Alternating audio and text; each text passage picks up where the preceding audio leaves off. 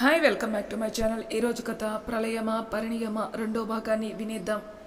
ముంబై వెళ్ళాక ఎప్పట్లా బిజీ లైఫ్లో పడిపోయాడు వశిష్ఠ. భూమి తన ఫ్రెండ్స్తో తను చూడాలి అనుకున్న ప్రాంతాలు మొత్తం తిరిగే పనిలో ఉంది. అలా 1 year గడిచింది. అత్తయ్య, ఇప్పటి వరకు చాలా ఓపిక పట్టాను, ఇంకా నా వల్ల కాదు, వాడితో మీరు మాట్లాడతారా, నన్ను మాట్లాడమంటారా అన్నారు మాలిని గారు. దేని గురించి మాలిని అన్నారు ఇందిర గారు. ఇంకా దేని గురించి అత్తయ్య? వశిష్ఠ పెళ్లి గురించే. ఈ సంవత్సరం వాడికి ఎలా అయినా పెళ్లి చేయాల్సిందే అన్నారు మాలిని గారు. అలాగే చేద్దాం, దానికి ఎందుకు అంత హైరాణ పడతావు అన్నారు ఇందిర గారు. మనం చేద్దామంటే ఎలా అత్తయ్య? పెళ్లికి వాడు ఒప్పుకోవాలి కదా. ఎన్నిసార్లు పెళ్లి ప్రస్తావన తెచ్చినా మాట దాటేస్తున్నాడు అన్నారు మాలిని గారు. సరే, వశిష్ఠతో నేను మాట్లాడతాను, నువ్వు ఆ అమ్మాయిని చూసే పనిలో ఉండు అన్నారు ఇందిర గారు. అమ్మాయిని ఆల్రెడీ చూసా అత్తయ్య. మనతో సమానమైన ఆస్తిపాస్తులు వ్యాపారాలు ఉన్న రంజిత్ మెహ్రా కూతురు నేహా మెహ్రా. అమ్మాయి కూడా చాలా అందంగా ఉంటుంది, మన వశిష్ఠకి సరైన జోడి అన్నారు. అయితే కోడల్ని సెలెక్ట్ చేసేసుకున్నావన్నమాట. అవును అత్తయ్య, మీరు వాడితో మాట్లాడితే వచ్చే నెల వాడి పుట్టినరోజు రోజున నిశ్చితార్థం పెట్టుకుందాం. అలాగే చేద్దాం, ఉండు, వశిష్ఠతో ఇప్పుడే మాట్లాడతా అని వశిష్ఠకి కాల్ చేశారు. కానీ అతను లిఫ్ట్ చేయలేదు. నిరాశగా మాలిని గారిని చూస్తూ, వాడు ఫోన్ లిఫ్ట్ చేయడం లేదు మాలిని, ఇప్పుడు ఏం చేద్దాం అన్నారు. ఎందుకు నాని టెన్షన్ పడతావు? ఆ అన్నయ్యని పెళ్ళికి ఒప్పించాలి అంతే కదా. ఆ అన్నయ్యతో నేను మాట్లాడతా అంది మనీషా. అవును హనీ, మనీషా నిక్నేమ్ లేండి. మీ అన్నయ్య నువ్వు చెప్తేనే వింటాడు, ఒకసారి మాట్లాడు చూడు అన్నారు మాలిని గారు. ఓకేమా, అంతా నేను చూసుకుంటా, మీరు ఇక టెన్షన్ పడకండి అని అరుణ్కి కాల్ చేసింది హనీ. కాల్ లిఫ్ట్ చేసిన అరుణ్ గుడ్ మార్నింగ్ మేడం అన్నాడు. నీతో గుడ్ మార్నింగ్ చెప్పించుకోవడానికి కాల్ చేయలేదు, అన్నయ్య ఎక్కడున్నారు అంది. సార్ ప్రజెంట్ పూణేలో ఉన్నారు మేడం, ఆఫ్టర్నూన్ మణిపూర్లో ఉంటారు అన్నాడు అరుణ్. హో అవునా, మరి ఈవినింగ్ ఎక్కడుంటారు?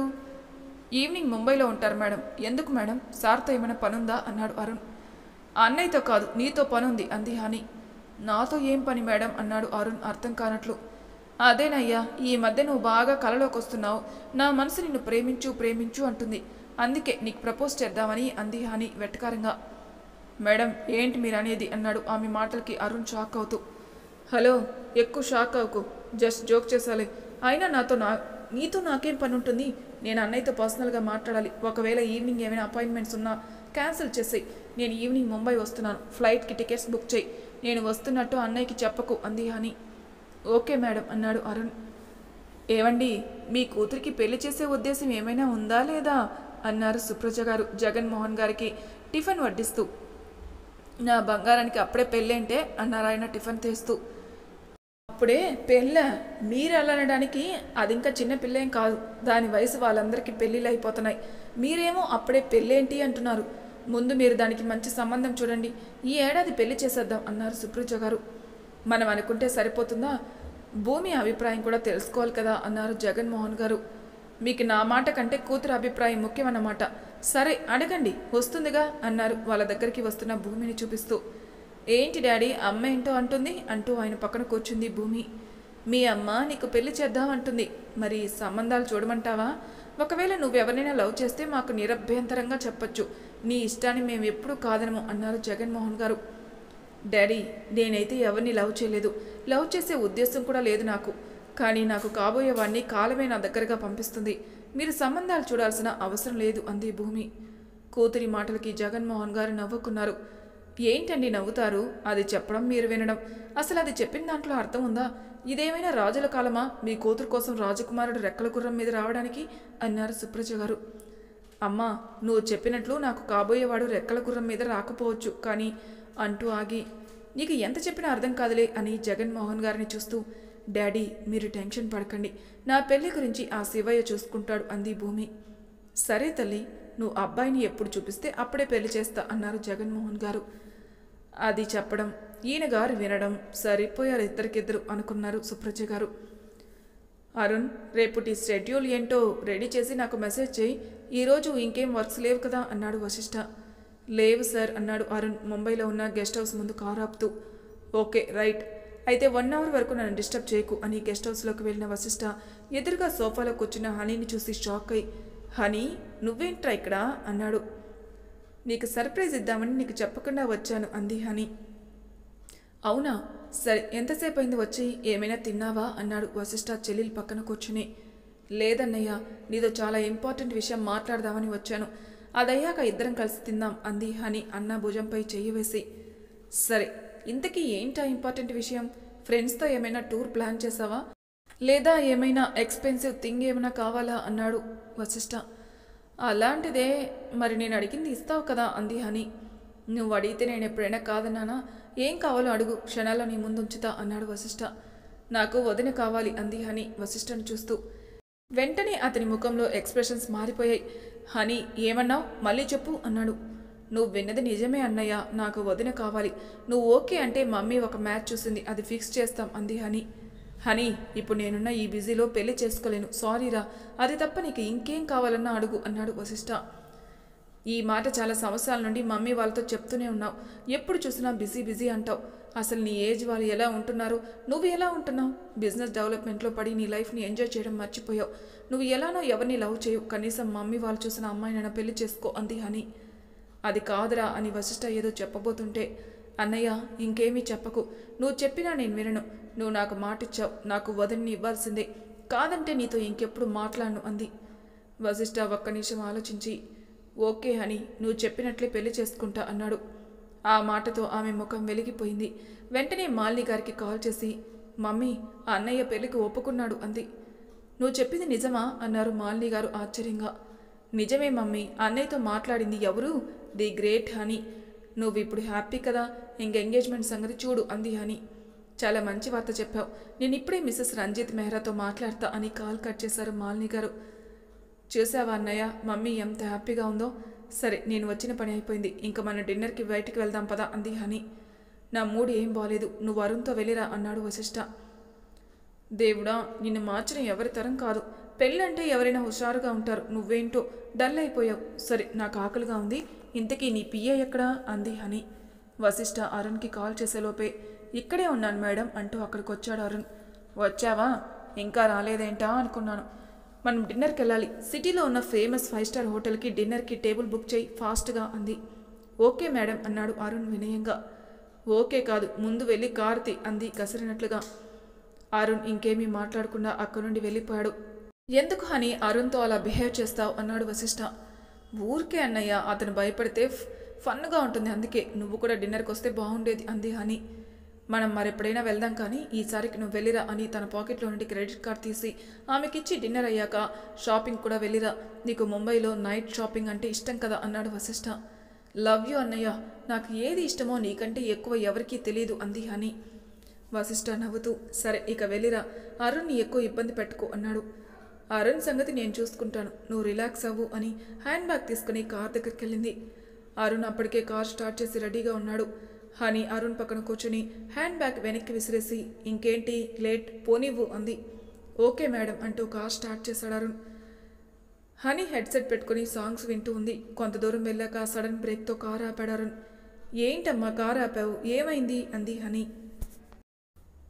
హనీ చెవులకున్న హెడ్సెట్స్ తీస్తూ, ఏమైందా అంటూ ఆమె చెవి మెలిపెట్టి, ఇప్పుడు చెప్పు, ఎన్ని మాటలన్నావు నన్ను?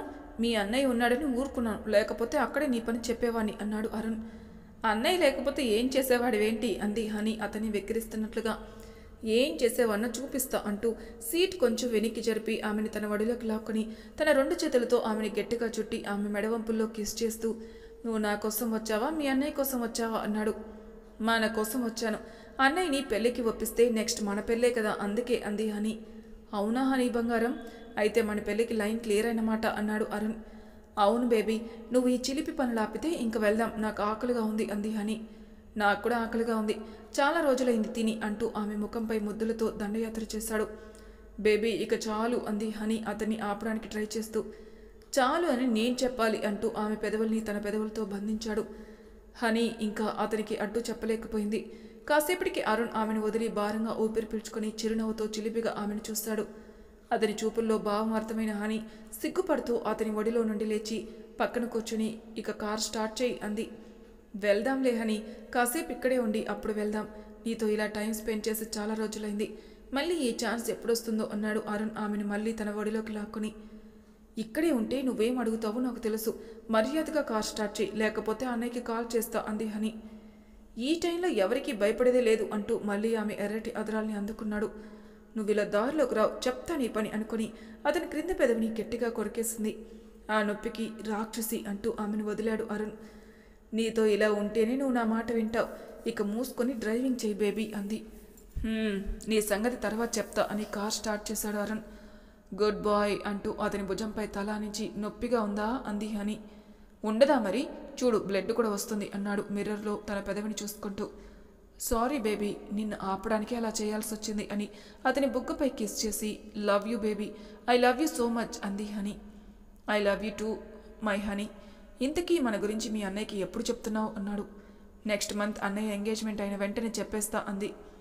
మీ అన్నయ్య ఒప్పుకుంటాడంటావా? అంటే నేను మీ తాతకి తగను కదా అన్నాడు అరుణ్. అన్నయ్య గురించి నీకు తెలీదు, తను అలాంటివి పట్టించుకోడు, పైగా నువ్వంటే అన్నయ్యకి ఒక గుడ్ విల్ కూడా ఉంది, సో మన పెళ్ళికి ఖచ్చితంగా ఒప్పుకుంటాడు అంది హని. అంతే అంటావా అన్నాడు అరుణ్ 5 స్టార్ హోటల్ ముందు కారాపుతూ. అంతే బేబీ, నువ్వు ఎక్కువ ఆలోచించకు, అంతా నేను చూసుకుంటా అంది హని తన హ్యాండ్ బ్యాగ్ తీసుకుని కార్ దిగుతూ. ఇద్దరూ అక్కడే డిన్నర్ చేసి అటునుంచి అటే షాపింగ్ చేసి గెస్ట్ హౌస్కి వెళ్ళిపోయారు. ఆ మరుసటి రోజే మాలిని గారు మిసెస్ రంజిత్ మెహ్రాకి కాల్ చేసి వశిష్ఠ పెళ్లికి ఒప్పుకున్నాడన్న విషయం చెప్పారు. ఓకే మాలిని, అయితే ఎంగేజ్మెంట్కి డేట్ ఫిక్స్ చేద్దాం. ఇంకో విషయం, మా బేబీ ఒకసారి వశిష్ఠతో మాట్లాడాలనుకుంటుంది అన్నారు. దాందే ఉంది, వశిష్ఠతో మాట్లాడి చెప్తా అన్నారు మాలిని గారు. ఆ కాల్ కట్ చేశాక వెంటనే హనీకి కాల్ చేసి విషయం చెప్పారు. హనీ కొంచెం ఆలోచించి, ఇలాంటి వాటికి అన్నయ్య ఒప్పుకోడు, కొంచెం కష్టమే కానీ ట్రై చేస్తా అని వశిష్ఠ గదికి వెళ్ళింది. ఆమె వెళ్ళేసరికి ఆఫీస్కి వెళ్ళడానికి రెడీ అవుతున్నాడు వశిష్ఠ. అన్నయ్య, ఆఫీస్కి వెళ్తున్నావా అంది హనీ మంచంపై కూర్చుని.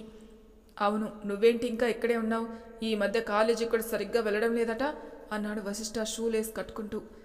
ఎవరు చెప్పారు నీకు? నానినే కదా అంది హనీ. ఎవరు చెప్తే ఏంటి, నీకు కావలసినంత ఫ్రీడమ్ ఇచ్చాను, కానీ స్టడీస్ని నెగ్లెక్ట్ చేస్తే అస్సలు ఊరుకోను అన్నాడు వశిష్ఠ గదిలో నుండి వెళ్తూ. అదేం లేదన్నయ్య, ఇక నుండి రెగ్యులర్గా వెళ్తా అంటూ అతని వెనకే వెళ్ళి, అన్నయ్య నేను నేహ నీతో మాట్లాడాలనుకుంటుంది. నేహ ఎవరు అన్నాడు వశిష్ఠ. అదే అన్నయ్య, నీకు కాబోయే భార్య, నాకు కాబోయే వదిన, నువ్వు ఎప్పుడు ఫ్రీగా ఉంటావో చెప్తే తనకు చెప్తా అంది హని. ఇప్పుడు అవన్నీ అవసరమా అన్నాడు వశిష్ఠ రోస్ట్ చేసిన బ్రెడ్ తింటూ. అవసరమే అన్నయ్య, ఇప్పుడు మీరు మాట్లాడుకుంటేనే కదా ఒకరి గురించి ఒకరికి తెలిసేది అంది హని. ఓకే, 2 డేస్లో హైదరాబాద్ వస్తున్నా, అప్పుడు మీట్ అవుతానని తనని. ఇక నువ్వు మన ప్రైవేట్ జెట్లో హైదరాబాద్ వెళ్ళు, ఇక నుండి నీ గురించి కంప్లైంట్ రాకూడదు అన్నాడు వశిష్ఠ కార్ దగ్గరికి వెళ్తూ. ఓకే అన్నయ్య, బాయ్, టేక్ కేర్ అని అతనితో పాటు అతని పక్కనున్న అరుణ్ కూడా బాయ్ చెప్పి లోనికి వచ్చి మాలిని గారికి కాల్ చేసి వశిష్ఠ చెప్పింది ఆవిడకి చెప్పింది. ఓకే హని, నేను నేహాతో చెప్తా, నువ్వు ఎప్పుడు వస్తున్నావు అన్నారు మాలిని గారు. నేను వస్తాలే కానీ నా మీద అన్నయ్యకి కంప్లైంట్ ఇస్తుందా ఈ నాని, ఆ నాని పని అని మనసులో అనుకుని ముందు నానికి ఫోన్ ఇవ్వు అంది హని. అత్తయ్య, హనీ మీతో మాట్లాడుతుందంట అని మాలిని గారు ఇందిరా గారికి ఫోన్ ఇచ్చారు. ఏంటి హనీ, నానమ్మ మీద అంత ప్రేమ పొంగకొచ్చింది, ఇంట్లో ఉంటే అస్సలు పట్టించుకో, ఇప్పుడు ఫోన్ చేసి మరీ మాట్లాడుతున్నావు అన్నారు ఇందిరా గారు. నువ్వే అన్నావుగా నీ మీద ప్రేమ ఎక్కువైందని, అందుకే. అయినా నేను కాలేజీకి వెళ్ళడం లేదని అన్నయ్యకి ఎందుకు చెప్పావు అంది. ఉన్నమాటే కదా చెప్పాను, ఇందులో తప్పే ఉంది, ఇక ముందు కూడా చెప్తా అన్నారు ఇందిరా గారు. ఇక ముందు నీకు ఆ ఛాన్స్ లేదులే కానీ వచ్చాక నీ సంగతి చెప్తా అంది హని. రా, ఏం చెప్తావో చూస్తా, నా మనవడు ఉండగా నాకు భయం ఏంటి అన్నారు ఇందిరా గారు.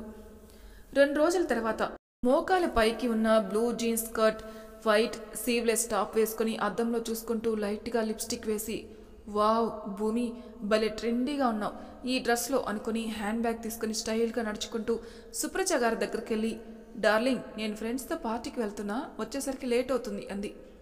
టైం 9 అవుతుందే, ఈ టైంలో పార్టీకి వెళ్ళడమే కాకుండా లేట్ అవుతుందనో చెప్తావా, ఈ టైంలో బయటకు వెళ్ళడానికి వీల్లేదు అన్నారు సుప్రజ గారు. ఎందుకు వీల్లేదు, నేనేమి చిన్న పిల్లను కాదు నువ్వు భయపడ్డానికి.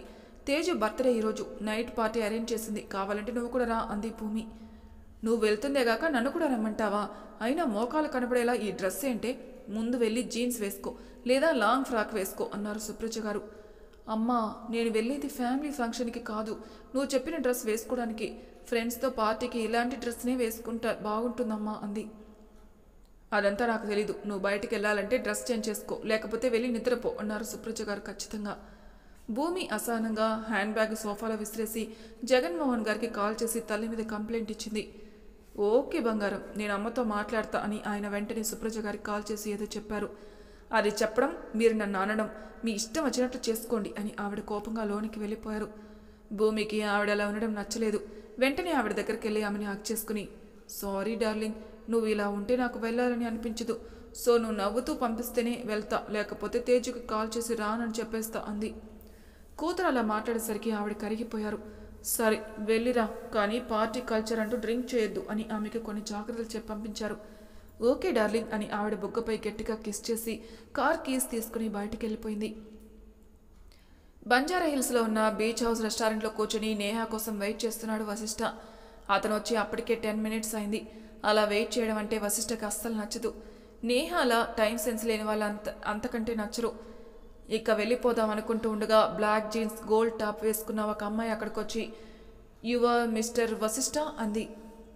యా మీరు అన్నాడు వశిష్ఠ. ఐఎమ్ నేహా మెహ్రా అంటూ. ఆంటీ మీకు చెప్పే ఉంటారు కదా అంది అతనికి ఎదురుగా ఉన్న చైర్లో కూర్చుని. అసలే లేటుగా వచ్చింది, పైగా సారీ కూడా చెప్పకుండా అలా కూర్చోవడం అతనికి నచ్చలేదు. నేహా మాత్రం తన గురించి, తన ఫ్యామిలీ బ్యాక్గ్రౌండ్ గురించి చెప్తూ ఉంది. మీ ఫ్యామిలీ గురించి నాకు తెలుసు, నీ గురించి చెప్పు అన్నాడు వశిష్ఠ విసుగ్గా. నా గురించా అంటూ తన గురించి చెప్పడం మొదలుపెట్టింది. వశిష్ఠకి ఆమె మాటలు బోరింగ్గా అనిపించాయి. ఇంతలో హ్యాపీ బర్త్డే డార్లింగ్, ఈరోజు పార్టీ అద్దరకొడదాం అన్న మాటలు విని ఈ గొంతు ఎక్కడో విన్నట్లుందే అనుకుని పక్కకు చూశాడు వశిష్ఠ. మరి తర్వాయి భాగంలో ఏం జరుగుతున్న నెక్స్ట్ ఎపిసోడ్లో తెలుసుకుందాం. అంతవరకు నా ఛానల్ సబ్స్క్రైబ్ చేయని వాళ్ళు ప్లీజ్ సబ్స్క్రైబ్ చేసుకోండి. లైక్ చేసి షేర్ చేయండి. మీ అభిప్రాయాలు నాకు కామెంట్ రూపంలో తెలియజేయండి. Thank you for listening.